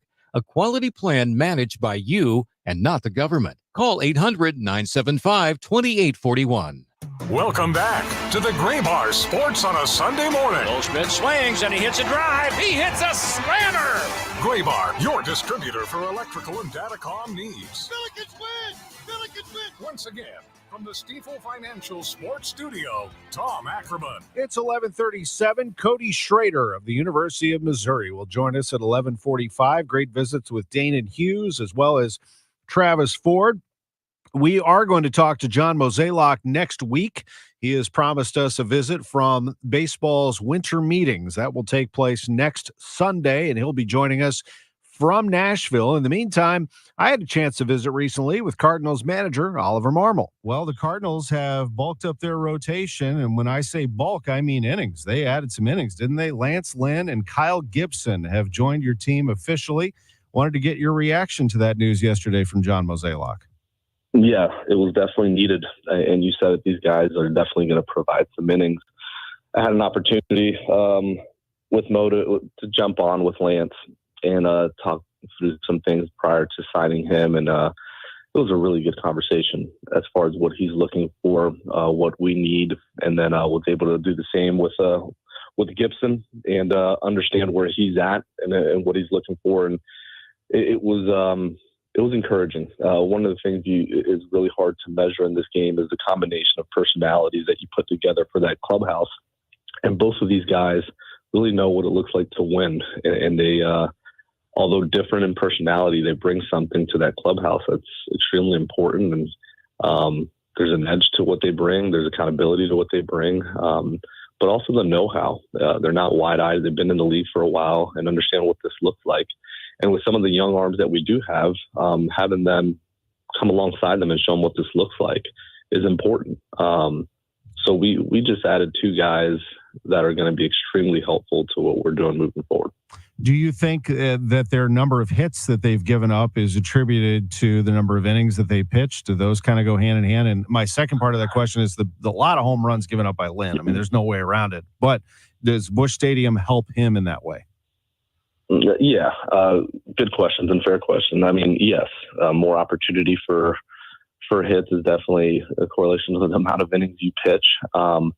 But the conversations led around the why behind that and the things that they're looking to do differently this upcoming year. And that was a big part of it. Lance is hungry to get back to being Lance Lynn, and there's some things that we are well aware of that we can help him with, and things that he's aware of that he brought to the table in that conversation that are going to lead to more success. Does Busch Stadium, being a bigger ballpark, pitcher's park, help with the home runs? Absolutely, it helps every pitcher.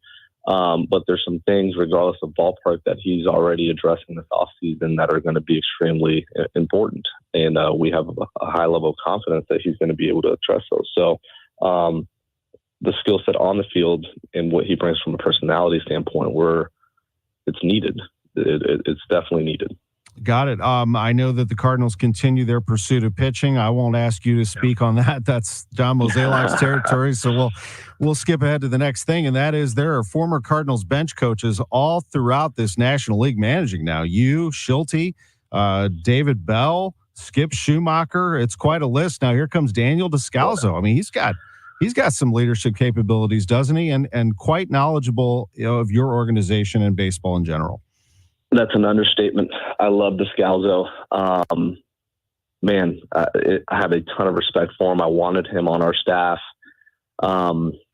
We've known each other for a long time, actually played together coming up through the system, and I've always had a ton of respect for Scals. This is a guy that has a really good knowledge of the game. His credibility in that clubhouse is unbelievable, and he just holds people to a certain standard. So there's going to be accountability there. The grit that he brings to the table, just everything about Scals, man, it just leads to being a really good coach. And this is a guy that's going to manage at some point. I truly believe that. He has the skill set for it. He communicates extremely well. And I've been wanting this. So being able to bring him over from Arizona was something we definitely wanted to do. And I'm glad we were able to pull it off. Just a final thing for you in this last 30 seconds or so, but your feelings so far heading into this offseason. We still feel pretty early. I know that you have a desire to turn things around that last year did not sit well with you. Now that you've been able to sort of digest what happened, how do you feel about your club moving forward? I feel really good, Tom. There's some things that we're addressing internally with our group, and I've been able to have some really good conversations with some of the leaders on our club, and from acquisition of the two guys that we just discussed, like there's the pieces are starting to come together. And like Mo said, it's not done. We're continuing to do our jobs, but at the end of the day, we're taking some really good steps in the right direction. Thank you for the time. Appreciate you calling in on KMOX. Have a great Thanksgiving, you and Amber and your family, and we'll catch up with you real soon. Appreciate you, Tom. Thank you. That was my visit with Ollie Marmol just before Thanksgiving, and appreciate him being with us on KMOX. That was on Wednesday. Since then, the Cardinals have been quiet. They did, as we mentioned in that conversation, add Kyle Gibson and Lance Lynn. There is more to come. They've made that very clear that there's more to come, and Ollie actually said that in that conversation there. I found it curious, a couple of things. One, that they recognize something in Lance Lynn that they think can help him, and he has also recognized something in his own pitching that he thinks he can improve. That was part of the reason that they felt comfortable, and he felt comfortable with them in bringing him in. So we'll see what that is. He did acknowledge, and as I mentioned, I mean, there's no other way around it. He gave up 44 home runs last year. It's a lot, but that there is something there that they think that they can fix. And the other thing in that conversation was his enthusiasm for Daniel Descalzo and what they can end up doing together, his familiarity with Descalzo. It certainly sounds like Ollie is in a good place and that he wanted Descalzo to be part of this experience moving forward. So they are going to be back together as Descalzo will be the bench coach for Ollie Marmol. A lot of work to do for the Cardinals, for Ollie Marmol, and for this team, but they have pitching to acquire. A new starter is certainly on the agenda, a top-tier starter, and somebody to add to that bullpen as well. We're going to take a quick timeout. When we come back, we're going to be joined by Missouri running back Cody Schrader, the St. Louis and the Lutheran South product. That's next on KMOX. Yo, I'm your old basketball. Haven't seen you out on the courts in a while. Why not pass me over to Goodwill? Donating me helps Goodwill's mission to provide career training and support services right here in the community. And that's a slam dunk. Donate today. Hey, I got next. To find your nearest Goodwill locations and to learn more about our mission, visit mersgoodwill.org. Goodwill, where your things start new lives. This is a rare opportunity for Cardinals fans to acquire one-of-a-kind memorabilia from Cardinals Hall of Famer Lou Brock. Lou always wanted his fans to own a piece of his history, and his widow Jackie is making this available to you. These items will be available to view and purchase at Patios this Friday for those who buy a preview ticket. After that, they are available to the general public this Saturday 10 to 7 and Sunday noon to 5. Go to tinyurl.com/STLCT for more information. The average age of a hearing aid wearer has gone from 68 to 59 years old. What's going on? Let's check in with Dr. Colleen Bosler from the Audiology Center. Baby boomers think of themselves as 15 years younger than they are. They're shifting their mindset from a retroactive to more of a proactive mindset in healthcare. They're focusing more on preventative healthcare, and that includes better hearing. We're here to bring loved ones back into the conversation. So please come in to see us so that we can test your hearing and get a treatment plan that's right for you. Hearing aids are so much more than better hearing. They can also alert loved ones if you've fallen and of your current location.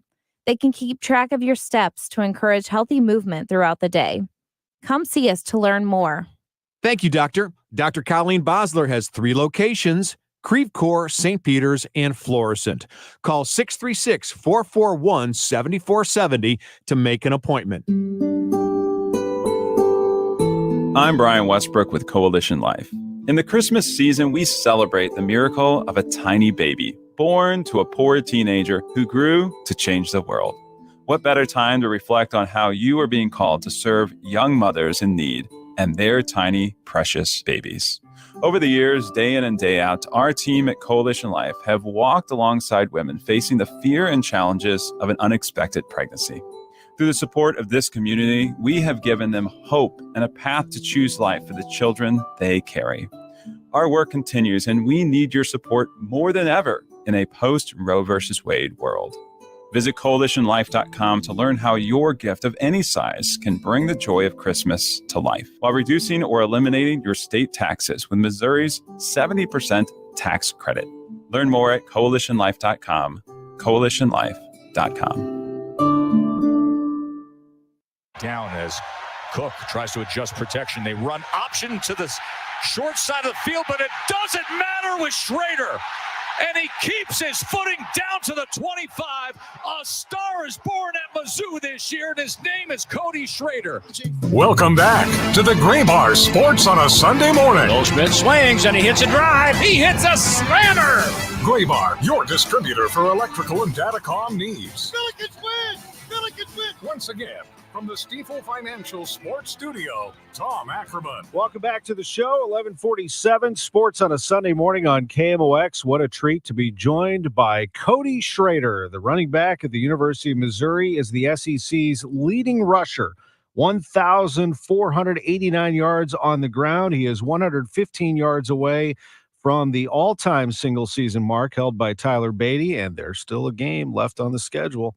We'll find out about that on December 3rd when they announce the Bulls. They're also going to be having Eli Drinkwitz on this very show that day. The head coach of the Missouri Tigers will be with us. But this week, it's Cody Schrader. Cody, it is great to have you on KMOX. How are you doing? I'm doing well. Yeah. Thank you so much for having me. Absolutely. My pleasure. First of all, we are blasting this signal all throughout St. Louis. So if they're not listening now, we'll make sure that they go back and listen to it, because I know you have a lot of family and friends throughout this town. Very proud of you. When you think of St. Louis, what do you think about? Yeah, I just think of home, and I've been very blessed to stay, in the state of Missouri. I got to go to Truman State, which, is close to home. And then I got to go play for Mizzou for my final 2 years. And just when I look back to St. Louis, man, I think of home and just thankful for the opportunity and thankful for the support of the fans that we have in St. Louis. When you played at Lutheran South, I've seen video of you because people shared it with me that you were adopting that running style then. You were hard to bring down. People knew you were going to be successful some way, somehow. How did you develop that style of running, and when did you know that you could be a successful running back? Yeah, I didn't start playing football till 8th grade, and I got to run the football, and I just always had that running style. I was always a bigger kid, and I was never, the shifty guy. It was more just the one cut, get downhill and find the end zone and sprint as fast as you can to it. So I've always had that running style. As I look back of, my career when I was a kid, and then when I got to high school and at Truman and now at Mizzou, it's always been something that I had, and I knew power and just running downhill, getting north and south was a strength of mine. So I really just bought into that and developed my training around that as well. Tell me about the experience at Truman, knowing now that you're going to be carrying the ball there, and what that was like for you after your high school days at Lutheran South. Yeah, I think it was awesome. I think it was a great place to grow up. As you know, it was a small town filled with really good people and kind people. I think Coach Nez was a huge mentor in my life, especially developing me as a football player, whether that was pass protection, whether that was just learning the game of football. I made some amazing friends, had great 4 roommates, and, still friends with them to today. So I think it was just an awesome opportunity to grow up, mature into a man. And then when I was ready to transfer, I was able to do so. But yeah, I love that town, love everybody that's a part of it, and definitely will call that home just as much as I call Mizzou home. From your perspective, if you could, your transfer to Missouri, how that developed and what that was like for you. Yeah, so, I ended up having a really good year at Truman my last year there. And, I just kind of was sitting on the couch one day and then, really just started doing research on the transfer portal. And I heard that, you could enter it at any time. And then if you didn't even find a school that, maybe you didn't want to go to or you didn't think was, what you wanted, that you could still go back to your previous school. So I kind of always had that in mind. And, then I just made the decision with my dad to enter the portal.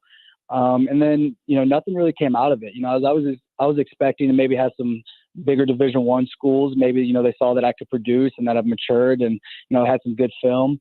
But no really big schools, kind of came after me and I was kind of disappointed and, kind of sitting there looking at my dad was like, this isn't what I expected. I thought, maybe some bigger schools, would come out and offer me. And then, Mizzou ended up having a walk-on opportunity. They had some running backs leave. Tyler Beatty, that was his last season. They had another kid named Dawson Downey that was there. So, they had a spot to bring me in. And, when they said that they had a walk-on opportunity, I didn't talk to Coach Drink. I didn't talk to the running back coach. I didn't talk to anybody.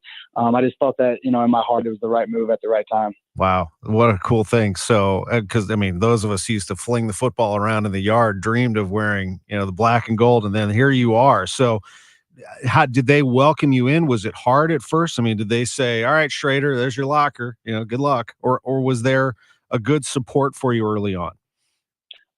Yeah, they were extremely kind to me. I could tell they didn't know who I was. And they weren't expecting me. I don't even think Coach Loop knew I was coming. And, I think he said before he never watched tape to see if I could be a productive running back or if I could help the team. I was just kind of a guy that was walking on. But the team kind of embraced me right away. And I think that was the super cool part about it. And that's why I felt it was the right decision at that moment, just because even during winter workouts and spring football and stuff like that, started making friends, starting to kind of prove myself in the, in the workouts and try to develop as a leader as early as I could. But yeah, it was definitely not as, if I was a scholarship guy, I still had to work my way up from the very bottom and had to prove myself and build that trust and respect. But I wouldn't have it any other way because then I was voted team captain this year. And I think me starting out as a walk-on really proved to my teammates, who I was and, the person that I am. That's a really good point. This is Cody Schrader, the Mizzou running back, with us on KMOX. I took my daughter to the Memphis game at the Dome, and then my wife and daughter went to the Tennessee game. But I wanted to touch on Memphis first because that was the one where I got to see you run it in person. And your style of running, as you just mentioned, downhill, you're dishing out punishment at the end. That was my take on you also, was your speed getting through the hole. But was there a little extra in you because you were in St. Louis? What was that experience like playing at the Dome? Yeah, it was an awesome experience. Definitely a little extra in me.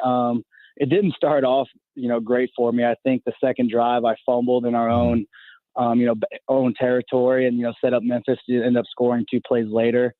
So I faced a little adversity in the beginning, and during that game, I can just remember just kind of talking to myself as like, this is your only opportunity to prove yourself to St. Louis.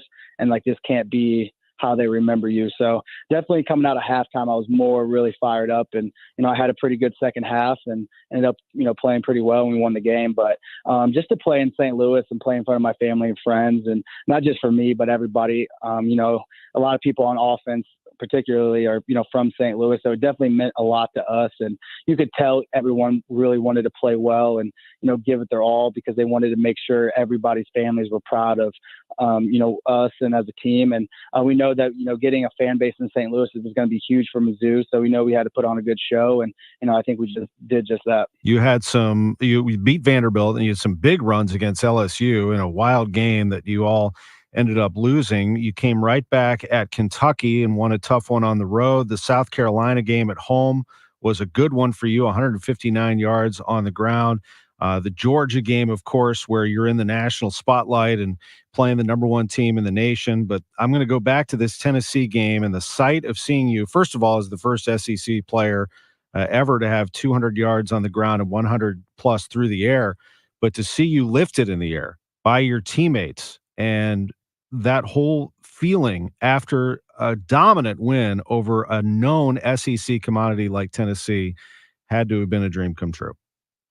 Yeah, it definitely was. And I think that's what the game of football is all about. It's about the team. It's about the brotherhood. It's about the guys that you go to work with every day because you know, it's a true family because you spend every single day together, right? And there's ups and downs. And, you know, during that game, being able to get lifted up by my teammates and just seeing the love and appreciation that they had for me was something that was extremely special. And, you know, that's why I love the game of football, you know, because you get moments like that you're going to remember forever with your teammates. And that's what's really what really matters. It's not about the wins and losses because, you know, they come.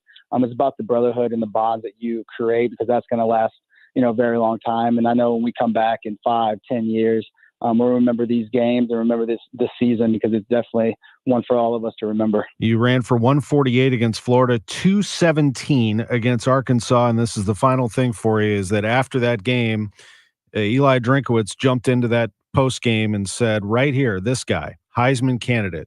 Why aren't we talking more about him as a Heisman candidate? What was your feeling? I saw you glance over at him a couple of times. What was your feeling at that moment from your coach?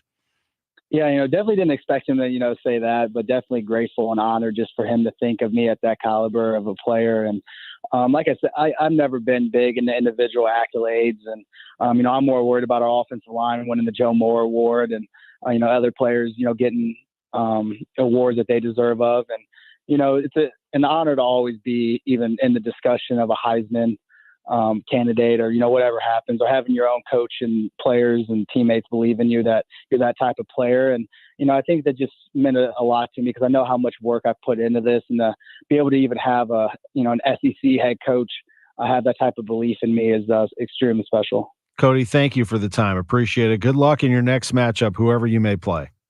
Yes, sir. Thank you so much. MIZ. ZOU, Cody Schrader, with us on KMOX. Thanks for joining us. Audi Kirkwood is under construction, and our savings are through the roof. Save big during our construction sales event. Get up to 10% off MSRP on select new in-stock Audi models, plus low financing rates. Choose from over 500 vehicles, including the A4, Q5, Q7, e-tron, and more, all with complimentary home delivery. Our sales and service departments are still open during normal business hours. Shop AudiKirkwood.com or visit us on Manchester Road in Kirkwood. Why are New Balance shoes so good? Because New Balance uses quality materials and craftsmanship that make our shoes perform. At New Balance St. Louis, we have a large selection of quality footwear in a variety of sizes and widths. Our fit pros are extremely knowledgeable